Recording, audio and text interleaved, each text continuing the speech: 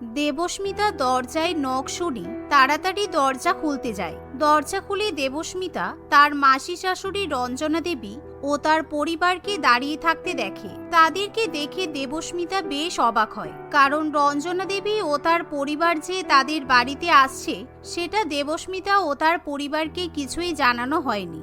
তাছাড়া ইতিমধ্যে দেবস্মিতার রান্নাবান্নাও কমপ্লিট হয়ে যায়। তাই এখন বাড়িতে হঠাৎ করে অতিথি দেখে দেবস্মিতা তাদের কি খেতে দেবে তা নিয়ে খুব চিন্তায় পড়ে। আরে আপনারা এই ঝড় বৃষ্টি মাথায় করে হঠাৎ আমাদের বাড়িতে এলেন যে? আগে থেকে ফোন করে দিলেই পারতেন। আসলে বাড়িতে অতিথি আসছে সেটা আগে থেকে জানতে পারলে খুব সুবিধা হয় আর কি। চিচি বৌমা, তুমি আমাদের অতিথি ভাবছো? আমরা তো তোমার ঘরের লোক। আসলে আমি আমার মেয়েকে পরীক্ষা দিতে নিয়ে এসেছিলাম। তোমাদের বাড়ির কাছাকাছি সিট পড়েছিল, তাই ভাবলাম তোমাদের বাড়ি থেকে একটু দেখা করে যাই।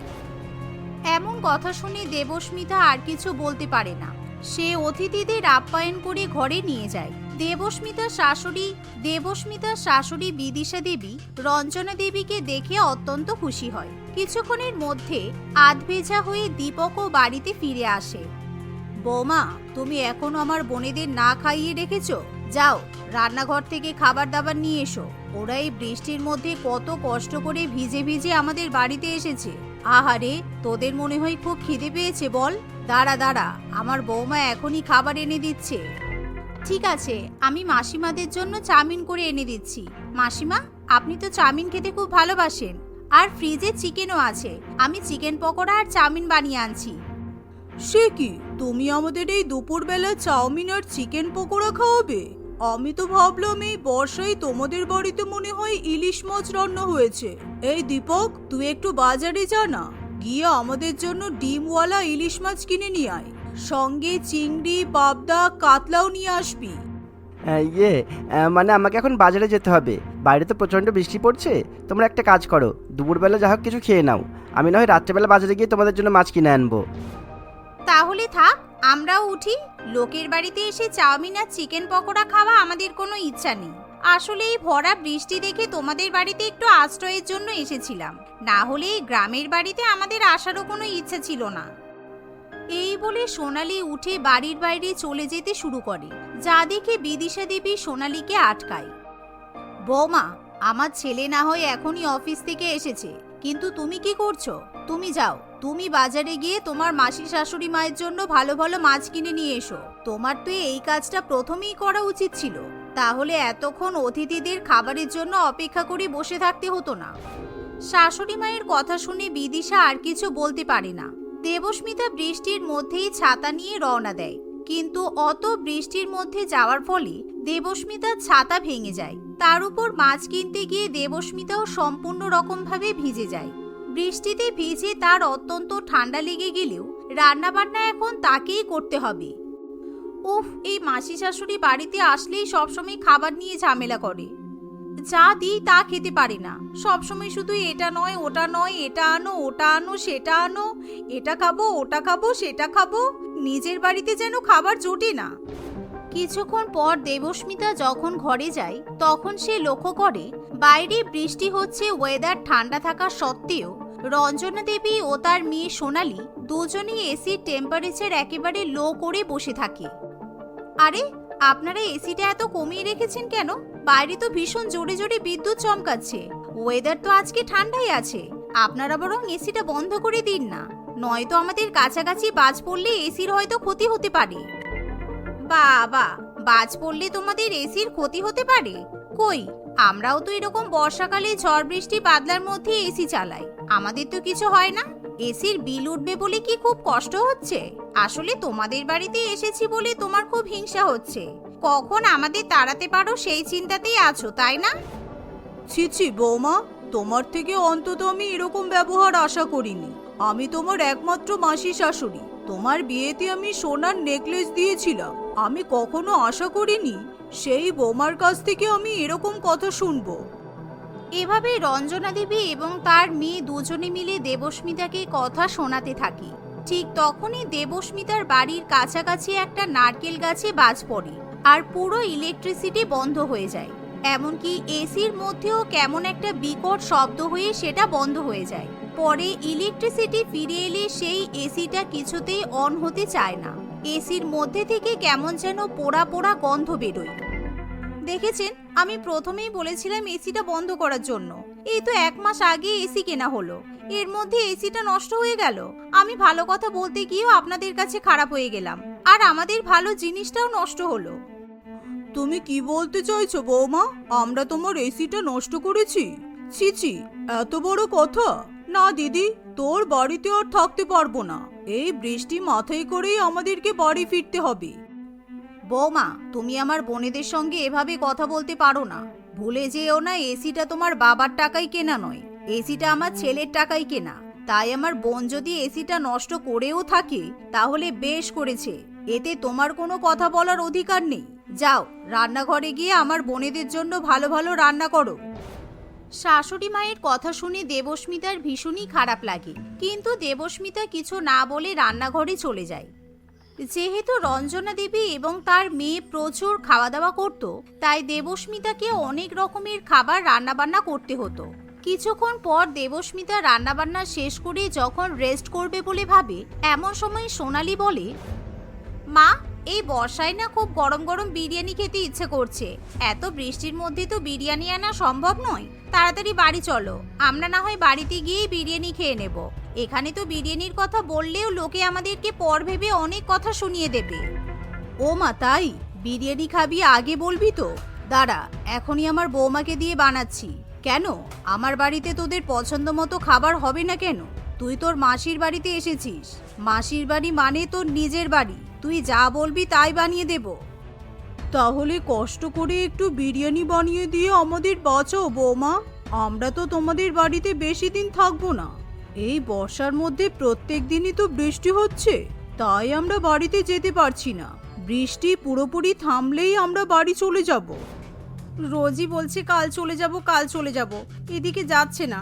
উফ, এখন এই 36 রকম রান্না বান্না করার পর আমাকে এবার বিরিয়ানি রান্না করতে হবে, আর ভালো লাগছে না। দেবস্মিতা সেদিন আবার সবার জন্য বিরিয়ানি রান্না করে। তার উপর সেদিন যখন দীপক বাড়ি ফিরে আসে তখন সে 2টো শাড়ি কিনে নিয়ে আসে। শাড়ি দুটো দেখতে এতটাই সুন্দর ছিল যে সোনালি এবং রঞ্জনা দেবী দুজনেরই খুব পছন্দ হয়ে যায়। দীপক, তুই আমাদের জন্য এত সুন্দর সুন্দর 2টো শাড়ি এনেছিস। সত্যি রে, এই শাড়ি দুটো আমাকে খুব ভালো মানাবে। তুই একমাত্র আমার পছন্দ বুঝতে পারলি, আর কেউ এত ভালো শাড়ি আমার জন্য পছন্দ করে আনতেই পারি না। না না মাসি, এই শাড়ি দুটো তোমার বা সোনালি কারোর জন্যই নয়। আমি তো এই শাড়ি দুটো দেবস্মিতার জন্য পছন্দ করে এনেছি। আসলে সোনালি তো খুব ছোট, তাই ওকে শাড়ি পরলে মানাবে না। আর তোমারও তো বয়স হয়ে গেছে, তাই এত ঝলমলে শাড়ি তুমি পরবে কি করে? আর এমনিও দেবস্মিতাকে এই শাড়িগুলো খুব ভালো মানাবে, তাই ওর জন্য নিয়ে এলাম। দীপকের এই কথা শুনে সোনালি এবং রঞ্জনা দেবীর রাগে গা জ্বলে যায়।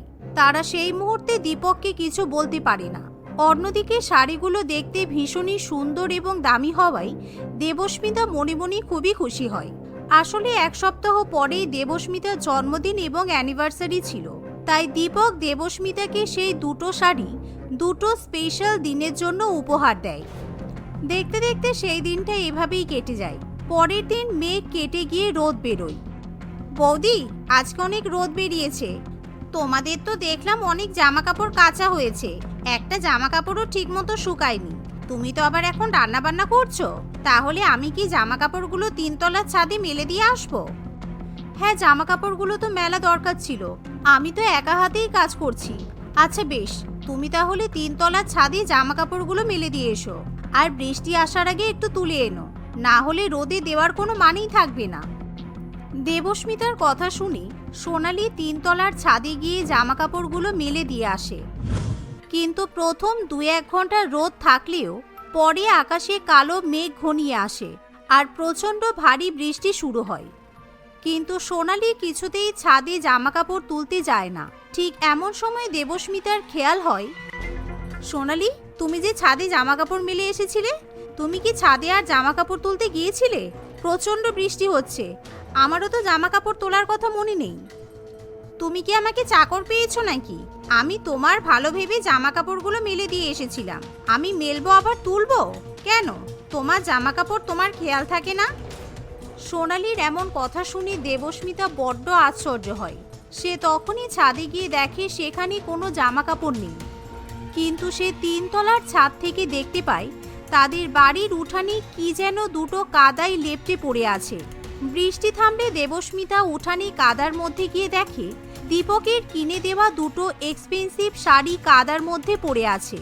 শাড়ি দুটোতে জঘন্যভাবে কাদা লেগে যাওয়ার ফলে শাড়ি দুটো একেবারে নষ্ট হয়ে যায়। আমি খুব ভালো করে বুঝতে পারছি এই কাজ সোনালিই করেছে। ছাদে জামা কাপড় মেলতে যাওয়ার নাম করে আমার শাড়ি দুটো এভাবে নষ্ট করেছে। এভাবে দেবস্মিতা মনে মনে ভীষণই রেগে যায়, কারণ সত্যিই সোনালি কোনো ভেজা জামা কাপড় ছাদে শুকাতে দেয় না। সে শুধুমাত্র দেবস্মিতার নতুন শাড়ি দুটো ছাদে মেলে দেয়, যাতে ঝড়ে শাড়ি উড়ে যায় এবং বৃষ্টিতে নষ্ট হয়ে যায়। কিছুক্ষণ পর দেবস্মিতা আড়াল থেকে শুনতে পায়, ঠিক করেছিস, বৌমার তো ওই শাড়ি দুটো আমাদের দুজনকে দেওয়া উচিত ছিল। আমার তো শাড়ি দুটো এত পছন্দ হয়েছে, ভাবলাম আমাকেই দিয়ে দেবে, কিন্তু দিলই না। এমন কথা শুনে দেবস্মিতা মনে মনে অতিথিদের উপর ভীষণই রেগে যায়। তাই দেবস্মিতা এবার মনে মনে একটা বুদ্ধি আঁটে। রাত্রিবেলা সোনালি এবং রঞ্জনা দেবী যখন নিজেদের মতো শান্তিতে ঘুমিয়ে থাকে, তখনই তাদের গায়ে কি যেন একটা লাফিয়ে ওঠে। রঞ্জনা দেবী ঘুম থেকে উঠে গোটা ঘরের মধ্যে অনেকগুলো ব্যাঙ দেখতে পায়। সোনালি, এই সোনালি, আমার গায়ে ব্যাঙ উঠছে। আমার ব্যাঙ দেখলে খুব ভয় লাগে, তুই একটু তাড়াতাড়ি ওঠ। মায়ের কথা শুনে সোনালি ঘুম থেকে উঠে দেখে সত্যি সত্যি সেই ঘরটা পুরো ব্যাঙে ভরে গেছে, আর সোনালির গায়েও প্রচুর ব্যাঙ লাফিয়ে উঠছে, যা দেখে সোনালি ভীষণ চিৎকার করে ওঠে।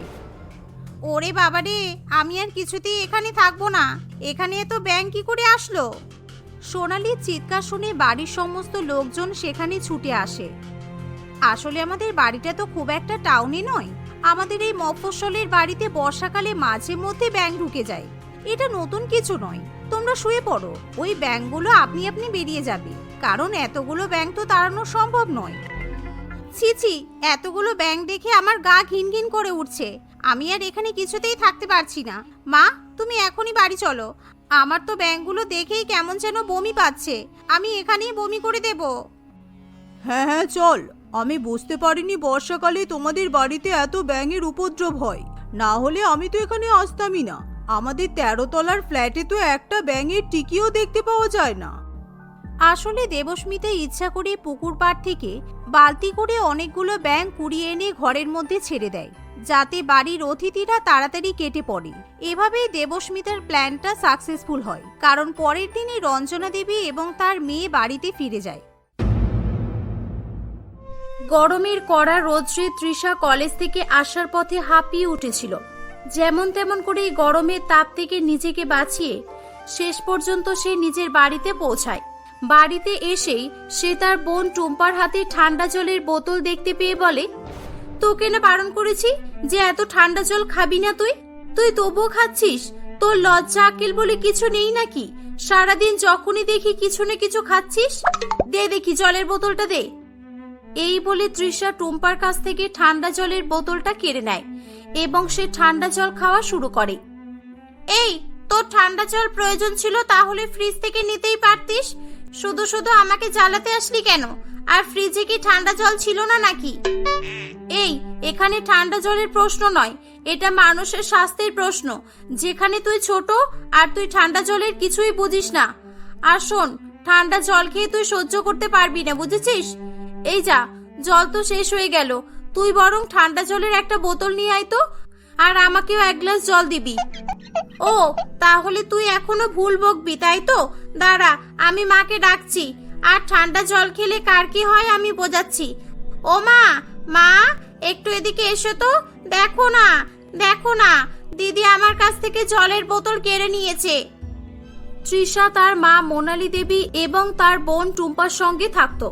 তৃষা শুধুই যে তার বোনকে ঠান্ডা জলের জন্য বিরক্ত করত তা নয়, সে বাড়ির সকলকেই বিরক্ত করত। সে গরমকালে খুব বেশি পরিমাণে ঠান্ডা জল খেত, আর সে শুধু বাড়িতেই নয় বরং যেখানেই যেত সেখানেই ঠান্ডা জল খেত। টুম্পার ডাকার আওয়াজ শুনে মোনালি দেবী রান্না করতে করতে বিরক্ত হয়ে ওঠে এবং সেখানে এসে বলে, এই তৃষা, তোর রোজ রোজ কি হয় বলতো? তুই বাড়িতে আসতে না আসতেই চেঁচামেচি শুরু হয়ে যায় কেন? মা, আমি বলছি, এই দেখো 5 মিটার দূরেই তো ফ্রিজ আছে, আর তবুও দিদি এসে আমার হাত থেকে ঠান্ডা জলের বোতলটা কেড়ে নিল। ডাক্তার তো আমাকে ডেলি 2 লিটার জল খেতে বলেছে, বলো। এই কি রে, তোর বোন কি বলছে? আর তুই রোজ এরকম কেন করিস? তোদের দুজনের কি জলও কম পড়ছে? আরে মা, জল কম পড়ছে না, পড়ছে ঠান্ডা জল। শোনো, আমি ঠান্ডা জল কেন কেড়েছি, এই দেখো 1 সপ্তাহ আগে থেকে টিভিতে নিউজ দেখাচ্ছে যে বৃষ্টি হবে বৃষ্টি হবে, কিন্তু বৃষ্টিই তো হচ্ছে না। 2 মাস হতে চললেও গরম পড়েছে। যাদের দেখে হাসি পেত, এখন তাদের দেখেও রোদে হাসতে ইচ্ছে করে না, একেবারে গা জ্বলে যায়। এদিকে নাচ করতে পারি না, কিন্তু বাড়ির ছাদে উঠলেই পায়ে গরম লাগার কারণে নাচতে হচ্ছে। আর রোদ্দুরের তাপে সকলেই হট, মানে নোরা ফাতেই হয়ে যাচ্ছে। এই চুপ কর চুপ কর, আর আমার মাথা খাস না তো। গরমে না আমার মাথাও খুব গরম আছে। আর যদি একটা কথাও বলিস, তাহলে বিরাট কোহলি সেঞ্চুরি করুক বা না করুক, আমি তোদের পিঠে ঢোল বাজিয়ে সেঞ্চুরি করব। কি ডায়লগ সেম হলো তো? মোনালি দেবীর কথা শুনে তৃষা ও টুম্পা দুজনেই চুপ করে যায় এবং তারা যে যার কাজে চলে যায়। তৃষা প্রতিদিনের মতো সেদিনও বেশ কয়েক বোতল ঠান্ডা জল নিয়ে শুয়ে পড়ে এবং সেগুলোকে বারে বারে খেতে থাকে। এভাবেই সেদিনটা কেটে যায়। পরের দিন তৃষা আবারও কলেজের উদ্দেশ্যে বেরিয়ে পড়ে। রাস্তায় যেতে যেতে তার আবারও ঠান্ডা জলের কথা মনে পড়লে সে একটা কোল্ড ড্রিঙ্কসের দোকানে যায়। এই যে দাদা, আমাকে 1 লিটার জল দেবেন তো, একেবারে ডিপ ফ্রিজের, বরফ জমে গেলেও চলবে। দাঁড়ান ম্যাডাম, দেখছি। ঠান্ডা বললেই ঠান্ডা পাওয়া যায় না, সকলেই এসে তো ঠান্ডা জল চাইছে। ফ্রিজের জলকে ঠান্ডা হওয়ার সুযোগটাকে দিচ্ছে বলুন তো? এই নিন ম্যাডাম, মাত্র 1/2 লিটার জল ছিল। ওহ থ্যাঙ্কস দাদা, 1/2 লিটার কেন, 1 গ্লাস হলেও চলতো। কিন্তু এ কি, এতে তো বরফ নেই একটু, আপনি ঠান্ডা বললেন কিভাবে? দেখুন, নিতে হলে নিন, নয়তো আমাকে দিয়ে দিন, আমারও জল তৃষ্ণা পেয়েছে। এটা নয় আমিই খেয়ে নিচ্ছি। এই গরমে আর বেশি বকতেও ভালো লাগছে না, বুঝেছেন? যত সব, জলটা জমে বরফ হলেই সেটা ঠান্ডা জল, আর না হলে গরম। কে বলেছে আপনাকে? হ্যাঁ, এতই যখন বরফ গলা জল খাওয়ার ইচ্ছা, তাহলে কাঁচা বরফ চিবিয়ে খান না, তাহলেই তো সমস্যা মিটে যায়। দোকানদারটি এরকম বললে তৃষা চুপ করে যায় এবং সে ঠান্ডা জলটি নিয়ে খেতে শুরু করে। ঠিক তখনই তার সামনে একটি বাস এসে দাঁড়ায়। সুমন নামের একটি ছেলে বাস থেকে তাড়াহুড়ো করে নামতে গিয়ে তৃষার সঙ্গে ধাক্কা লেগে যায়। এই রে, মুশকিল করেছে, মেয়েদের মুখে জল পড়ে গেছে, মানে আমার খবর আছে, এবার তো এর সব মেকআপ ধুয়ে যাবে। এই যে, তুমি কি পেয়েছো শুনি? আমার ঠান্ডা জলের বোতলটা ফেলে দিয়ে দাঁড়িয়ে দাঁড়িয়ে হাসছো? বলি খুব মজা পেলে, তাই না? দোকানে একটা মাত্রই ঠান্ডা জলের বোতল ছিল, আর তুমি সেটাও ফেলে দিলে। আমি সবেমাত্র জল খাওয়া শুরু করেছিলাম। আরে আরে কেঁদো না প্লিজ, আমি তো অন্য কিছু ভেবে হাসছিলাম, কিন্তু তোমার ঠান্ডা জলের জন্যই যে দুঃখ হচ্ছে সেটা কিভাবে বুঝতাম? দেখো, মেয়েদের বাইরে বের হলে মেকআপটাই আসল কথা, আর তোমার মুখে জল পড়ে গেল, আমি ভাবলাম জল পড়ে তোমার মেকআপ নষ্ট হয়ে যাবে, সেটা নিয়ে হয়তো সমস্যা হবে, তাই হাসছিলাম। দেখো, আর দাঁত বের করবে না তো। তুমি জানো আমার ঠান্ডা জলের জন্য কতটা কষ্ট হচ্ছে? এই গরমে ঠান্ডা জল ছাড়া কি থাকা সম্ভব? আরে দাঁড়াও দাঁড়াও, এই দোকানে ঠান্ডা জল নেই তো কি হয়েছে? অন্য দোকানে তো আছে, চলো চলো ওই সামনের দোকানে চলো, ওখানে নিশ্চয়ই ঠান্ডা জল থাকবে। এভাবেই সেদিন সুমন তৃষাকে সামনেরই একটি দোকানে নিয়ে যায় এবং সেখান থেকে তাকে ঠান্ডা জল কিনে দেয়। ঠান্ডা জল পেয়ে তৃষা খুব খুশি হয়। তারা দুজনে একে অপরের সঙ্গে কথা বলতে বলতে নাম্বার এক্সচেঞ্জ করে নেয় এবং কিছুদিনের মধ্যেই তারা দুজন দুজনকে পছন্দ করে ফেলে। কয়েকদিন পর তারা তাদের সম্পর্কের কথা দুজনেরই বাড়িতে জানায়। তাদের দুজনেরই বাড়ি থেকে বিয়ের জন্য রাজি হয়ে যায়। সকলের সম্মতিতে ধুমধাম করেই তাদের বিয়ে সম্পন্ন হয়। বিয়ের পর মা মা শুনছেন, এই ফ্রিজটা কি খারাপ নাকি? ফ্রিজে জল রেখেছিলাম, ঠান্ডা হয়নি কেন? হ্যাঁ বৌমা, কয়েকদিন আগেই ফ্রিজটা খারাপ হয়ে গেছে, কিন্তু আজকে তো বৃষ্টি হয়েছে, গরমও তেমন নেই, ঠান্ডা জল না হলেও চলবে। এবারে এই শাশুড়ি মাকে আমি কিভাবে বলি যে ঠান্ডা জল না হলে আমার চলে না? না, যেভাবেই হোক আমায় ঠান্ডা জল জোগাড় করতেই হবে। হ্যাঁ, আইডিয়া। আচ্ছা মা, আমাদের আজকে বাজারে যাওয়ার লোক ছিল না বলছিলেন যেন, তা আমি বাজারে যাব? হ্যাঁ বৌমা, তাহলে তো ভালোই হবে। সেই তো দুদিন পর তোমাকেই সব করতে হবে। তৃষা এভাবেই তার শাশুড়ি মাকে বলে বাজারে চলে যায়। কিছুক্ষণ পরে সে বাজারের ব্যাগটি নিয়ে ছুটে ছুটে বাড়িতে আসে। তাকে এভাবে দৌড়াতে দেখে মীনা দেবী বলে, আরে আরে বৌমা, তোমার আবার কি হলো? তুমি এরকম ভাবে ছুটে ছুটে আসছো কেন? উফ, যা, যেটার ভয় করলাম সেটাই হলো। ঠান্ডা জলের বোতলগুলো পুরো গরম হয়ে গেল। এবার আমি ঠান্ডা জল কিভাবে পাবো? কি, তুমি জল ঠান্ডা থাকার জন্য এরকম ছুটে ছুটে বাড়ি আসলে নাকি? আমার তো ভেবেও কেমন জানি লাগছে। এরকম ভাবে ঠান্ডা জল নিয়ে দৌড়াদৌড়ি করার কি ছিল? এ বাবা, সে কি? ওখান থেকে ঠান্ডা জল খেয়ে আসতাম কিভাবে? রাস্তায় এত রোদ, বাড়ি এসে তো গরম লাগতো আমার। আর ঠান্ডা জল বসে বসে একটু রিল্যাক্স করে না খেলে হয় নাকি? দেখো বৌমা, এরকম ভালো নয় বুঝলে। ঠান্ডা জল সকলেরই খেতে ভালো লাগে, কিন্তু সেটাকে নিয়ে এত বাড়াবাড়ি করতে কাউকেই দেখা যায় না। এরকম অতিরিক্ত ঠান্ডা জল খেলে তোমার তো শরীর খারাপ হবে। আপনি একটু চুপ করুন তো। এদিকে ফ্রিজটাও সারাবেন না আর লোককে ভাষণ দেবেন। আমি ঠান্ডা জল প্রথম থেকেই খাই, কই আমার কখনোই কিছু হয় না তো। এখন আপনাদের ফ্রিজের জল খেলে আমার শরীর খারাপ করবে, তাই তো? খালি না সারানোর বাহানা। তৃষার কথা শুনে মীনা দেবীর খুব খারাপ লাগে, কিন্তু সে কিছু না বলে চুপ করেই থাকে। এদিকে সুমন তখন সেখানেই ছিল, আর সে তৃষার কথাগুলো শুনে খুব রেগে যায়। ছি তৃষ্ণা, তোমার একটুও খারাপ লাগলো না মাকে এরকম ভাবে বললে? আর তাছাড়া মা তো ঠিকই বলেছে, বেশি ঠান্ডা জল খেলে তো শরীর খারাপ করবেই। এভাবেই সুমন তৃষাকে কথা শোনাচ্ছিল, কিন্তু মীনা দেবী তাকে মানা করে দেয়। মীনা দেবী সেদিনই একটি মেকানিককে ডেকে ফ্রিজটি সারিয়ে নেয়। এটা দেখে তৃষা খুবই খুশি হয় এবং সে বেশ কয়েক বোতল ঠান্ডা জল নিয়ে সারাদিন সেগুলো খেতে থাকে। এমনকি রাত্রিবেলা ঘুমাতে যাওয়ার সময় সে ঠান্ডা জল তার মাথার কাছে রেখে ঘুমিয়ে পড়ত। এভাবেই বেশ কয়েকদিন চলতে থাকে। তৃষাকে ঠান্ডা জল খাওয়ার জন্য বাড়ির আর কেউই কিছু বলতো না। এমনই একদিন সকালবেলা, বৌমা, ও বৌমা, কই উঠে পড়ো, বেলা তো অনেকটাই হয়ে গেল। কখন উঠবে? হ্যাঁ, এই দেখো, তুমি কি শুনতে পাচ্ছ না নাকি? নাকি কোনো কারণে আবার রাগ করলে? মীনা দেবীর কথা শুনে তৃষা উঠে বসে, কিন্তু সে কোনো কিছু না বলে চুপচাপ তার দিকেই তাকিয়েছিল। কি হলো, কিছু বলবে নাকি? মুখে কি হয়েছে শুনি? মুখ থেকে কথা বেরোচ্ছে না। এরকম ভাবে বোকার মতো তাকিয়ে আছো কেন? কি হয়েছে তোমার, বলো। মীনা দেবী এভাবেই তৃষাকে নানান কথা বলতে থাকে, কিন্তু তৃষার মুখ থেকে কোনো কথাই বের হচ্ছিল না। আরে বৌমা, তোমার কি হলো, কিছু বলছো না কেন? আর তুমি ইশারা করে কি বলতে চাইছো? তুমি বোবা হয়ে গেলে নাকি হঠাৎ করে? তৃষা একটি খাতা পেন নিয়ে সেখানে কিছু লিখে দেয়। তখন সেখানে সুমন চলে আসে এবং সে খাতাটি নিয়ে বলে, মা, এর গলা ভেঙে গেছে, কথা বলতে কষ্ট হচ্ছে। এ বলছে যে অত্যাধিক ঠান্ডা জল খেয়েই এই অবস্থা হয়েছে, আর এই ঠান্ডা জল কখনো খাবে না বলছে, আর আমাদের কাছেও ক্ষমা চাইছে। এ বাবা, সে কি? এসব বললে তো হবে না। তুমি ঠান্ডা জল না খেলে কিভাবে হবে? আমি যে 5,000 টাকা খরচ করে ফ্রিজটা ঠিক করলাম তুমি ঠান্ডা জল খাবে বলে, আর তুমি এখন ঠান্ডা জল খাবে না বলছো? তাহলে তো আমার ফ্রিজটা ঠিক করানোই বৃথা হলো। আরে মা, এটা কি হচ্ছে? মজা করো না এভাবে।